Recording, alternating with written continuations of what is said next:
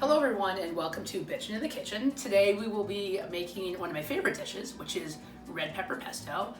The only difference is due to hoarders and panic buyers, the store was out of fusilli and bow tie pasta. So we were forced to cook with linguine, which just really isn't the type of pasta you'd want for this sauce, but we're gonna make it work. So here we have our ingredients. We have Parmesan cheese still on the block. We've got our fresh basil, pine nuts, fresh garlic, my favorite olive oil, which is California olive ranch, and most importantly, a fresh red pepper. Many places do maybe make their pesto with roasted red peppers or the peppers that are in a can. Not here.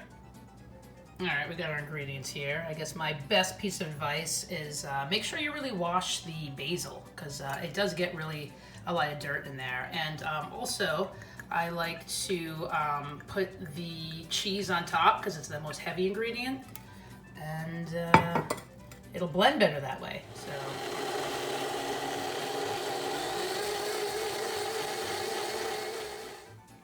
All right, so there's many things that you can add to the pesto. You can certainly do chicken or shrimp. I just kind of like to do a veggie pesto. I do carrots, black olives, and peas. And if there's a way to find peas that are fresh and not frozen, that's ideal.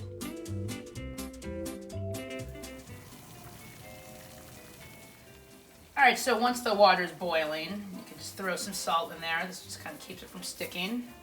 And here we have our linguine, which again is not the correct pasta for this dish, but we're gonna make it work. And there we are. So it just doesn't take long. Like now is the time where we just kind of wait for the pasta to boil.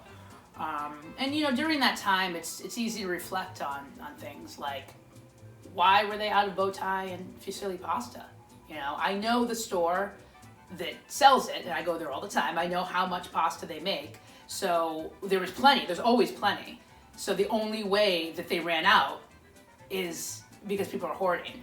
It's not like dry pasta where you can just put it in the cabinet and it's good for months. Like this is something that is going to get moldy, it's going to go bad. So now my pesto has to suffer because someone wanted to just have a 10th box of fusilli in their refrigerator. It's just, I don't know. The best things about pesto is the next day it's left over and you eat it like a pasta salad.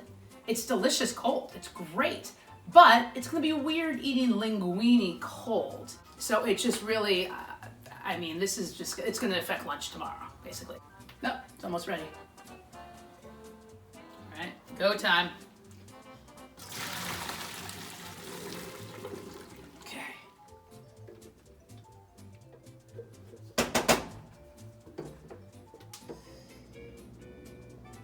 So a little trick too is when it gets stuck, because even when you use a spatula, some get stuck and I don't like to waste. So I add a little white wine to it and I put it right back on the blender.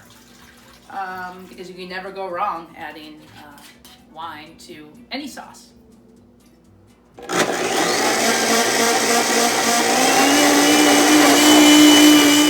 Alright, so as you can see, it's simmering. We got our peas, our carrots, and our olives. And sometimes people say, you know, Courtney, I don't like olives. That's fine. There's no rules. If you don't want olives, you don't put olives. You can put whatever you want. The only rule is that there is no rule. That's it. All right, so we got our pasta in there, and another bummer about this pasta is it actually is a smaller box than the fusilli or the bow tie. So we're actually going to have less pasta. So I probably should have thought about that before I made the sauce. I made the sauce as if we had 16 ounces of pasta, but we actually only have 12 ounces of pasta.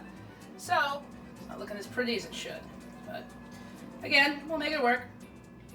So there it is, ladies and gentlemen.